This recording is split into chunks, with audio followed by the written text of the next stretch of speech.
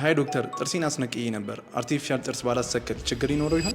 ችግር ይኖረዋል። ምክንያቱም ጥርስ ሲነቀል የተለያዩ ተጽዕኖች አሉት ከዊዝደም ጥርስ በስተቀር ማለት ነው። ሌሎቹ ጥርሶች ሲነቀሉ አንደኛ በክፍተቱ ምግብ ይገባበታል። ምግብ ሲገባበት ደግሞ ከጎን ያሉት ጥርሶች ለባክቴሪያ ኤክስፖዝድ ስለሚሆኑ የመቦርቦር ነገር ይኖራል። ከዛም ይታመማሉ። እንደዚሁም ደግሞ ጥርስ ተነቅሎ ሌሎቹ ሰርፌስ ላይ ቆሻሻ እስካለ ድረስ ሌሎቹ የቀሩት ጥርሶች ደህና ናቸው ማለት አይደለም። እንደዚሁም ደግሞ ሚድላይን ሽፍቲንግ ይኖራል፣ ወይም ከጎንና ከጎን ያሉት ቲልት ያደርጋሉ። በተጨማሪም ደግሞ ያለው አጥንት እየሳሳ ወይም ደግሞ ሪዞርብ እያደረገ ይመጣል። እንደዚሁም የአነካከስ ስርዓቱን ያዛባዋል። ለምሳሌ ከታች ያለው ጥርስ ብቻ ተነቅሎ ከሆነ ከላይ ያለው ኦቨርድራፍትድ ያደረግና የአነካከስ ስርዓቱንም ያዛባዋል። ስለዚህ ጥርስ ተነቅሎ ከዳነ በኋላ የተለያየ የአርቲፊሻል ጥርስ ትሪትመንት ያስፈልገዋል።